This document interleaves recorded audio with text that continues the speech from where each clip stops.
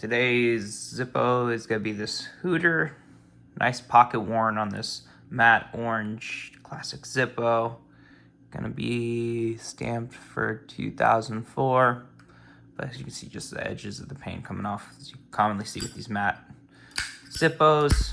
I used to pocket carry this one, but it's time it gets retired to the Zippo Hooters Hall of Fame. So we'll see if there is a flint still in this. And if so, remove it.